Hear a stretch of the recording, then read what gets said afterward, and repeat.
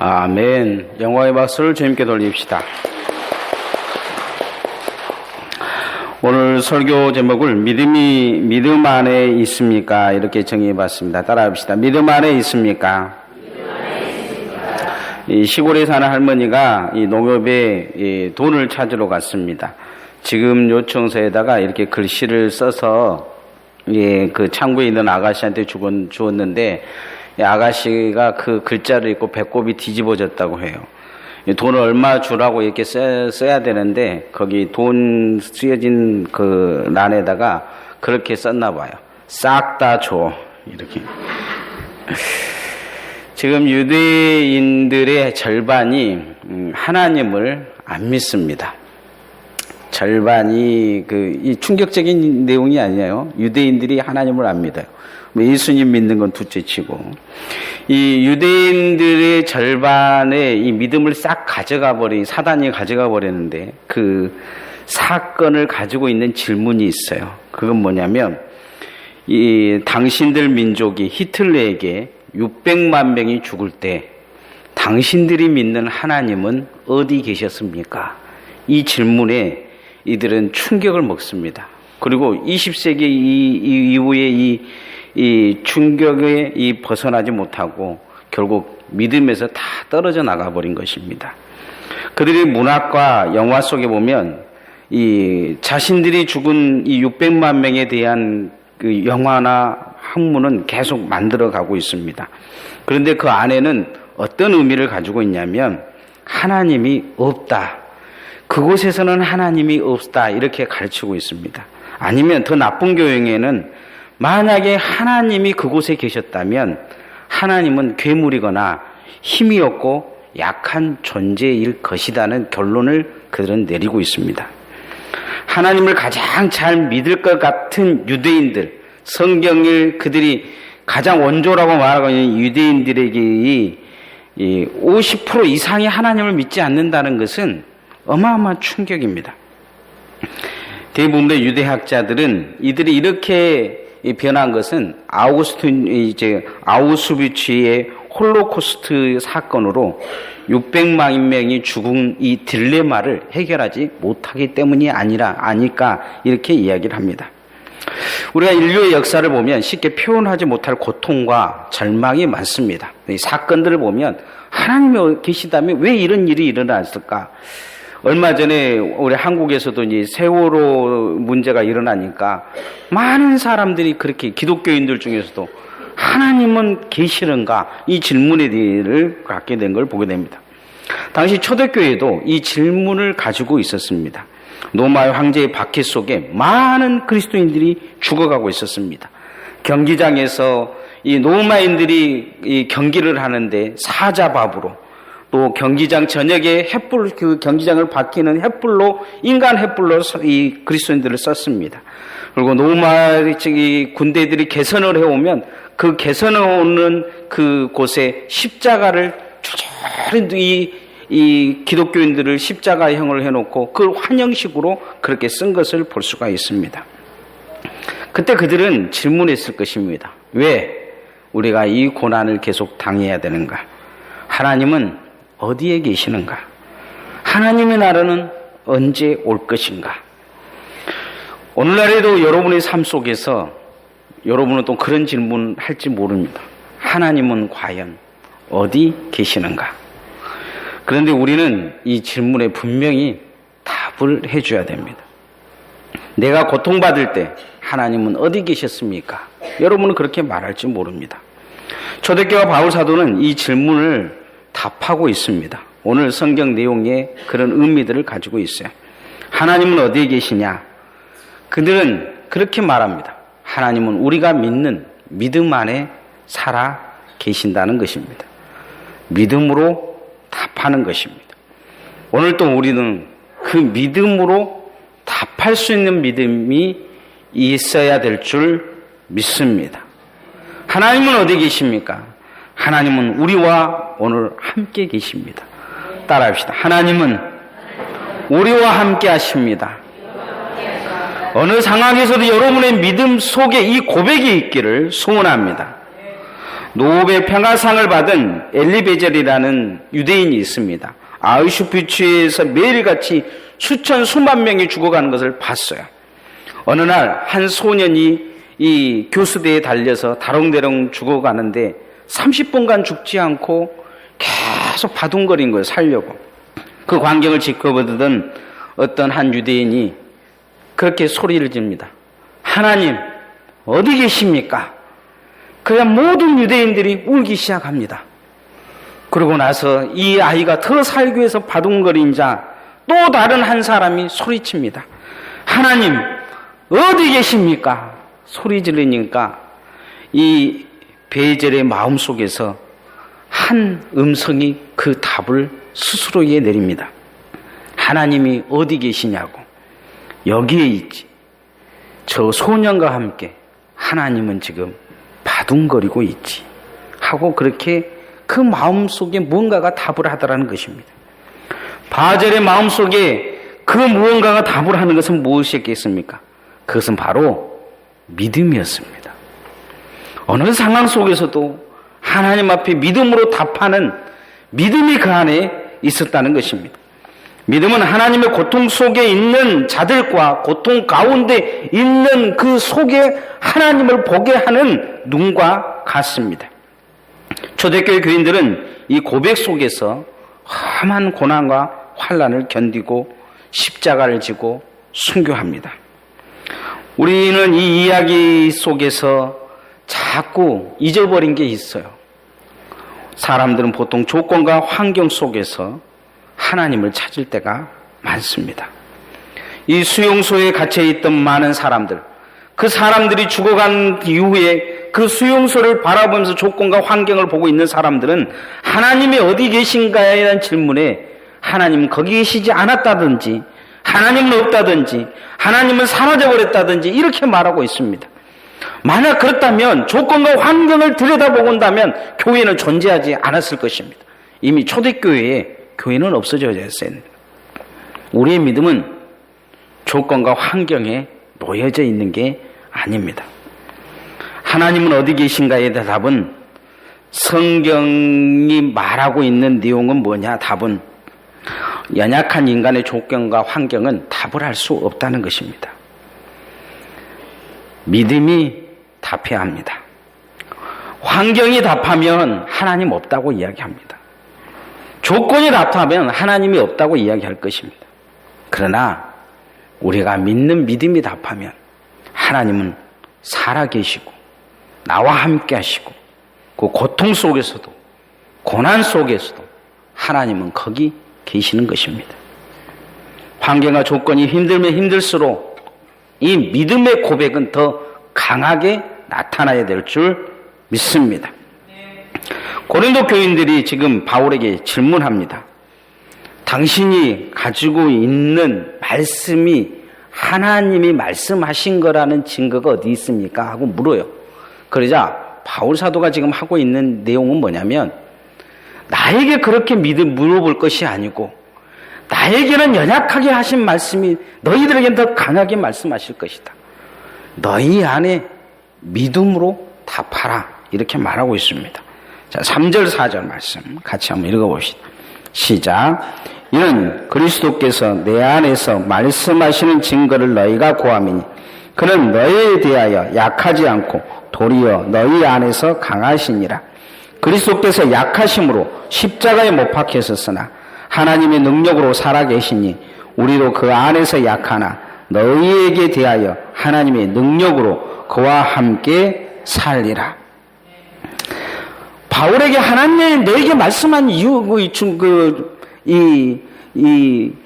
그런 이유가 어디에 있느냐? 그런 조건이 어디 있느냐? 증거를 대라. 이렇게 이야기하는데 바울 사도가 그런 이야기를 해요. 하나님은 나에게 말씀만 하셨느냐? 너희 안에 하나님은 이 말씀을 통해서 말씀하시지 않느냐? 나에게는 약하게 말씀하셨지만 너희 안에는 더 강하게 지금 말씀하고 있지 않느냐? 나는 이것을 믿음으로 받았는데 너희 안에는 너희들은 또 믿음으로 강하게 하나님 말씀하신 것에 대해서 응답해야 되지 않겠느냐? 믿음으로 답해야 되지 않겠느냐? 이렇게 이야기합니다. 세상사 앞에 서면 우리는 얼마나 약합니까? 기도하는 사람이 왜 그런 절망과 고통이 있고 질병이 있느냐? 하나님을 믿는 사람이 왜, 교회에게 충성하고 헌신한 사람이 왜 자꾸 그렇게 물으면 사람들 앞에 우리는 되게 약해질 수밖에 없습니다. 그런데 그 사람들이 그렇게 묻는 질문에는 핵심적인 내용은 무엇이냐면 하나님이 어디 있느냐 묻습니다. 가끔은 기독교인들이 기독교인들에게도 그렇게 물을 때가 있어요. 하나님 믿는 사람이 그럴 수 있느냐? 하나님은 우리 안에 계신 것입니다. 성경에도 이와 비슷한 질문이 있습니다. 시편 42편을 보면 간절한 기도가 나옵니다.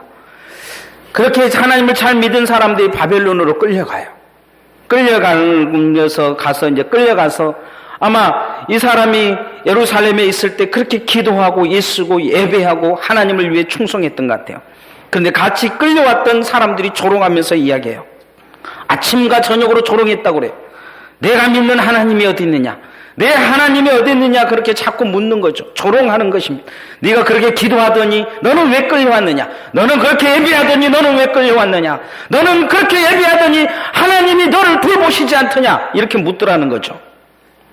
안 믿는 사람들이 그런 게 아니에요. 믿는 자들이 그렇다는 거죠.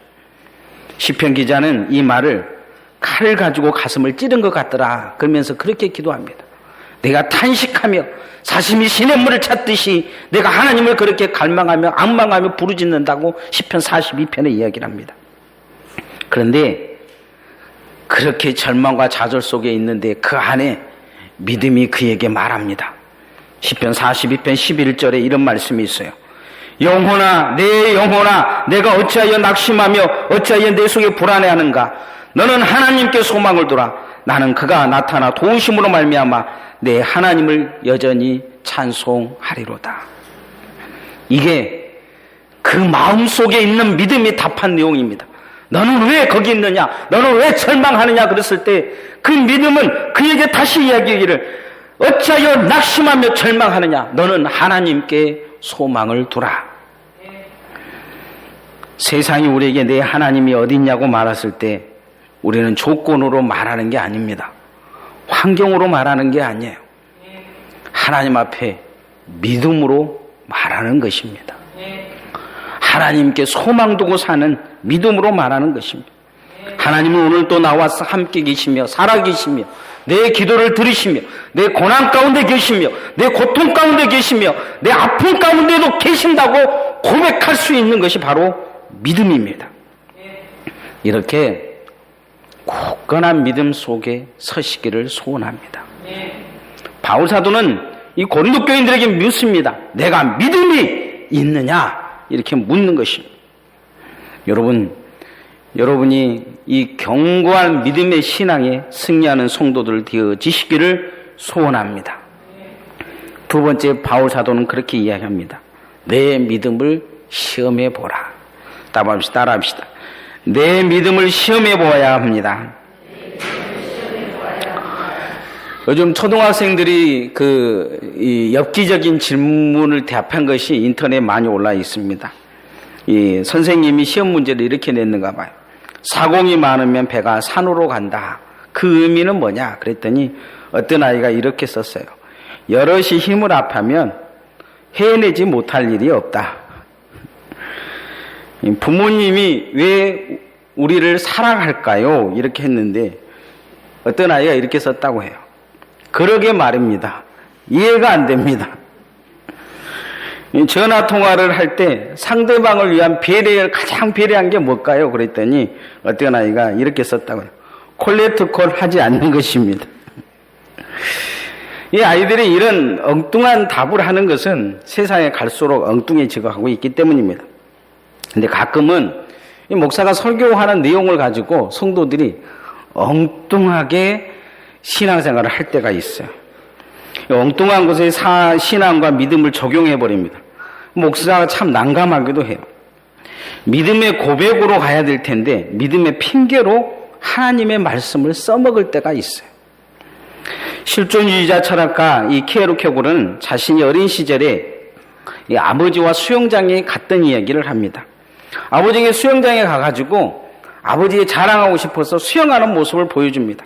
야, 아빠 보세요. 내가 이렇게 수영을 잘합니다 하면서 열심히 보여주는데 발 하나는 이 수영장 바닥에다가 딛고 있었습니다. 발 하나는 딛고 수영을 한 것처럼 보여주는 것이죠. 게르코네는 그때를 이렇게 뒤돌아보면서 그리스도인들의 삶을 보며 그렇게 이야기합니다. 나는 하나님을 믿는다. 나는 믿음의 사람이라고 말하는 것이 혹 이렇게 한 발을 바닥에 딛고 수영하는 것 같이 그렇게 신앙생활 하고 있는 것은 아닌가. 믿음이 헤엄치지 못하고 그냥 세상 바닥에 그리고 놓고 믿는 것처럼 사는 것이 아닌가 이렇게 이야기합니다. 이 흉내만 내는 신앙을 케오코는 뭐라고 이야기를 했냐면 시험을 거치지 않는 믿음이다 이렇게 이야기를 했습니다. 한 대형교회 목사님이 설교에서 자신의 교회는 이 60%만 구원받을 것 같다 이렇게 이야기를 하신 분이 있어요. 또 어떤 신학자는 한국교회 10%만 아마 구원받을 것이다 이렇게 이야기한 신학자도 있습니다. 저는 그것에 별로 동의하지 않습니다. 그렇게 말하는 자체가 잘못되어 있어요. 몇 프로다 그건 우리가 알 수가 없는 것이죠. 그런데 이 목회자와 신학자가 하고 싶어 하는 주된 이유는 중에 한 가지는 뭐냐면 믿음이라고 다 믿음이냐? 그렇지 않다는 거죠. 우리는 우리가 믿는 믿음이 과연 구원받을 수 있는 믿음인지 시험해 보아야 합니다. 교회에 발을 딛고 있다 그래서 다 예수 믿는 거냐?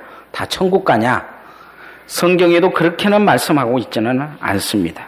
성경은 자신의 믿음을 시험해 보라는 거죠.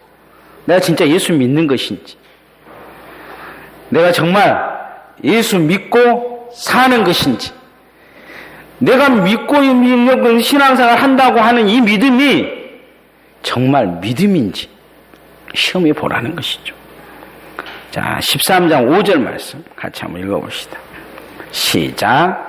너희는 믿음 안에 있는가? 너희 자신을 시험하고 너희 자신을 확증하라. 예수 그리스도께서 너희 안에 계신 줄을 너희가 스스로 알지 못하느냐? 그렇지 않으면 너희는 버림받은 자니라. 너희는 믿음 안에 있는가? 시험해 보라는 거죠. 생각해 보라는 것입니다. 바울은 자신 예수 그리스도의 믿음으로 구원받을 수 있는지 없는지를 시험해 보고 정확하게 확증하라는 것입니다. 지문개치라는 화가가 그린 버림받은 예수라는 그림이 있습니다. 이 그림에 보면 성 바울 대성당에 예배를 드리고 나오는 사람들의 그림이 모습이 있었어요. 근데 거기 나오면 어떤 청년이 이 신문을 이렇게 입고 있습니다. 어떤 사람은 이제 빨리 뛰어나가고 택시 잡으려고 택시 하고 있어요. 어떤 과학자들은 이 예배당에 나오면서 호주머니에서 시험 관을 꺼내가지고 그렇게 쳐다보면서 걸어가고 있습니다. 그리고 그 대성당에 있는 신부들이 밖에 나와가지고 막 열띤 토론을 합니다. 열띤 토론을 하고 있어요. 그런데 그 가운데 누가 서 있냐면 예수님이 서 있어요. 아무도 예수님에게 이렇게 집중하지 않아요. 그런데 한 사람이 쳐다봐요. 한 간호원이 삐딱한 곁눈질하면서 예수님을 이상하게 쳐다보고 있어요. 이 화가가 말하고 싶어하는 내용은 예배 가운데 주님 만나고 왔냐는 것을 이야기하고 싶은 거예요. 예수님과 상관없는 사람들이 있다는 거죠. 이 그림의 이 주제가 뭐냐면 버림받은 예수입니다. 교회에서 버림받았다는 거죠. 예수 믿는 사람들에게 버림받았다는 거예요. 뭐 말은 예수를 위해 산다, 말은 주님을 위해 산다고 하지만은 다 자기 위해서 예배드리고 자기의 마음에 들지 않으면 뭐 예배고 뭐고 다 때려치우고 신앙이고 뭐고 교회고 뭐고 아무것도 필요 없는 거예요. 내 마음에 맞아야 예수님도 믿는 것이고 내 마음에 맞아야 하나님이 하나님 되어지는 것이지 내 마음에 안 들면 하나님이고 뭐고 없는 것이죠. 이게 믿음이냐는 거예요. 오늘 우리는 우리가 믿음의 사람인지 시험해 봐야 됩니다. 믿음으로 예배 드리고 있는지 아니면 내 마음대로 예배 드리고 있는지 믿음으로 기도의 삶을 살고 있는지 아니면 하나님 앞에 기도하기보다는 내 마음대로 말하고 싶은 거, 하나님 그래도 됩니까? 하나님 어떻게 그렇게 수가 있습니까? 하면서 내 하고 싶은 말 하나님께 다 하고 살고 있지는 않아요.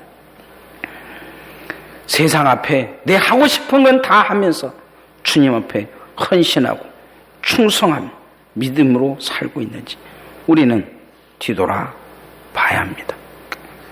믿음이 있는가? 고린도 교인들에게 지금 묻고 있습니다. 믿음의 삶이 아니었다면 우리는 믿음으로 다시 시작해야 될 줄 믿습니다. 늘 여러분 자신에게 물어봐야 됩니다. 너는 믿음이 있느냐? 믿음이 있다고 확증하길 삶으로 다다르기 전에 과연 믿음으로 하고 있느냐? 믿음으로 살고 있느냐? 물어보셔야 됩니다. 세 번째, 그럼을 통해서 우리는 믿음의 사람으로 변해가야 합니다. 따라합시다. 믿음의 사람으로 변해갑시다. 미국 시골에 통나무집에 한 병약한 남자가 살았습니다. 그 집 앞에 큰 문 앞에 바위가 하나 있었어요. 문을 자꾸 열면 그 바위가 자꾸 걸리는 거예요. 그래서 출입에 걸적거려서 너무 힘들어서 어느 날 꿈속에 하나님이 나타나셔서 사랑하는 아들아, 그 바위를 밀어라 그랬어요. 밀어라. 그래서 하나님이 나를 생각하시구나 생각하고 그 다음 날부터 그 바위를 밀었어요. 밀고 또 밀고, 근데 몇 달을 밀었느냐? 8달을 밀어서 8개월을 밀었는데 갑자기 어느 날 밀려고 하는데 회의감이 이런 거예요. 아니 보니까 한 1cm도 안 움직인 거예요. 전혀 안 움직이는데 그걸 밀으라고. 아니 하나님이 밀으라고 그랬으면 삼손처럼 힘을 주시든지 어쩌든지, 그런데 밀어도 해결이 안 되는 거죠. 그래가지고 그냥 안 밀기로 했어요. 근데 그날 저녁에 또 하나님이 나타나셔서 그런 거예요. 사랑하는 아들아, 왜 슬퍼하냐? 그러니까 그가 이야기해서, 아니 하나님이 밀어라 해서 밀었는데 움직이지도 않고 힘을 주든지 뭘 주든지 밀면 없어져야 될 거 아닙니까? 그러니까 하나님이 그러신 거지. 내가 언제 바위 옮기라 그러든 그냥 밀어라 그랬지. 하나님 그러신 거예요. 가온 일어나서 거울에 한번 가봐라 그랬더니 이 사람이 일어나고 거울에 가보니까 병약한 남자는 없어지고 근육질의 건강한 남자가 그 앞에 서 있다는 거죠. 전에는 기침으로 콜레콜레하고 힘들어 죽을 뻔한 늘 죽는다 생각했는데 어느 순간부터 기침도 멈추고 건강해졌다는 것이죠. 가만히 생각해, 지난 8개월 동안 밤마다 하던 기침이 없어졌구나, 매일 기분이 상쾌한데 잠도 잘 잤지 하면서 그는 한 가지 계획한 하나님의 계획을 거기서 발견한 거죠. 하나님이 바위를 옮기는 게 아니고 나를 변화시키셨구나, 그걸 깨달은 것이죠. 이 바위는 옮겨지지는 않았지만 그 사람을 변화시킨 것입니다. 믿음은 세상을 변화시키지 못합니다. 가끔은 우리가 믿음 좋다고 생각한 사람들은 교회 바꿀 줄 알아요. 여러분 생각으로 교회 바뀔 것 같으면 2000년 전에 예수님이 12제자 바꿨을 것입니다. 안 바뀌어요. 그런데 열심히 여러분이 봉사하고 헌신하면 여러분이 바뀌는 것입니다. 세상은 꼼짝하지 않아요. 여러분, 우리 섬기와 나눔의 교회가 막 부흥하고 막 기도하고 그러면 뭐 강진바닥이 바뀔 것 같습니까? 바뀔 수도 있어요. 그러나 2000년 기독교 역사를 보면 그렇게 뒤집어진 도시가 몇 개 안 돼요. 한 10,000개 중에 1개나 될까 말까 해요. 0.02%도 안 된단 말이죠. 그런데 우리는 그런 세상 바꾼다고 우리가 믿음 이야기하고 있을 때가 많아요. 주님은 우리가 바뀌어야 된다고 말씀하고 계시는 것입니다. 8절 9절 말씀 같이 한번 읽읍시다. 시작. 우리는 진리를 거슬러 아무것도 할 수 없고 오직 진리를 유할 뿐이니 우리가 약할 때에 너희가 강한 것을 기뻐하고 또 이것을 위하여 구하니 곧 너희가 온전하게 되는 것이라. 바울은 예수님이 아니면 아무것도 못한 사람이 되어버렸다는 거, 바뀌어져 버렸다는 거죠. 그런데 이것이 믿음으로 자기 자신을 온전하게 바뀌는 과정이었다, 이렇게 이야기합니다. 바울은 과거에 예수님 믿는 사람들을 잡아다 가두고 죽이는 사람이었습니다. 다세메 도상이 예수님 만나고 비워내요. 근데 비워냈는데 이 예루살렘의 교회에 가니까 교회에서 받아주지 않아요. 아니, 저 살인자가 언제 바뀔 줄 알아? 그리고 아무도 받아주지 않아요. 유대인들은 갑자기 이 사람이 변절하니까 죽이려고 해요. 아무것도 할 수 없는 사람이 되본 거예요.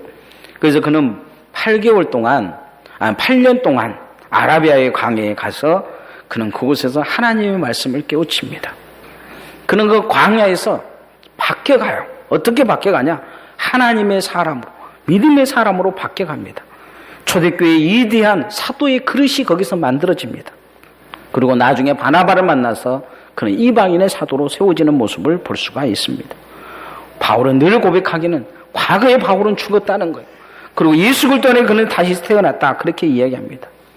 바울은 이 8년간의 아라비아 광야에서 진정한 변화를 겪게 됩니다. 우리도 교회 안에서 변해야 될 줄 믿습니다. 옆 사람 바꾸려고 하지 말고, 뭔가를 바꾸려고 하지 말고, 여러분이 신앙생활을 열심히 하시는 것이 여러분을 바꾸는 것입니다. 온전하게 되어져 가는 것이에요. 바위를 밀듯이 여러분 교회를 옮기라고, 교회를 뭐 다른 곳으로 이렇게 강하게 치우라고 하나님 말씀하고 계시잖아요. 그건 하나님이 하실 일이고, 우리는 오늘 주 앞에 충성하고 헌신하고 그렇게 주님 앞에 가면 내 자신이 하나님의 사람으로 바뀌어서 한 사람이라도 건지는 하나님의 파수꾼이 되어질 것이고 전도자들이 되어질 것입니다. 그렇게 변화가 일어나는 믿음의 사람으로 변화되어져서 쓰임받는 주님의 종들 되어지기를 소원합니다. 오늘 설교 제목을 믿음이 있습니까? 이렇게 정해봤습니다. 지금 유대인들이 점점 하나님을 안 믿는 사람으로 바뀌어가고 있어요. 이유는 뭐냐면 그들이 이 히틀러에게 죽어버린 이 아우슈비츠의 600만 명의 사람에 대한 해답을 얻지를 못해요. 오늘 또 예수 믿는 사람들 보면 되게 조건과 환경 속에서 예수를 믿을 때가 많아요. 그러다 보니까 이렇듯 저렇듯 태풍 한 번 불면 싹 넘어져 버리는 경향들이 좀 있어요. 늘 우리는 믿음으로 답할 준비를 하고 있어야 됩니다. 고난 당하는 그곳에 하나님 계시지 않는다고요? 아니요. 성경은 고난 속에 하나님 계시다고 말씀하고 있어요.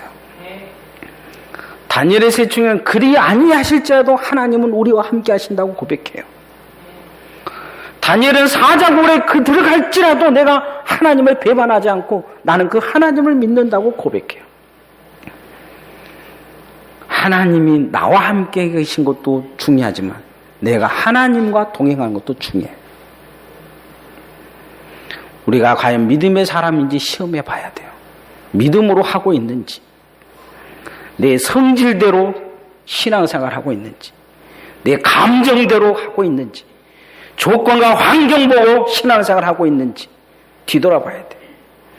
그러다 보니까 요즘 이단들이 애들 영어 공부 시킨다고 공짜로 해가지고 교인들 싹 뽑아가고 지금 그러고 있어요.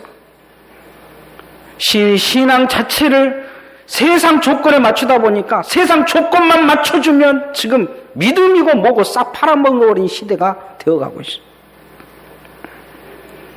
믿음의 사람으로 변해가기보다는 세상 사람으로 점점 변해가고 있단 말이죠. 하나님의 사람, 믿음의 사람으로 변해서 믿음 안에 있기를 소원합니다. 찬양하겠습니다.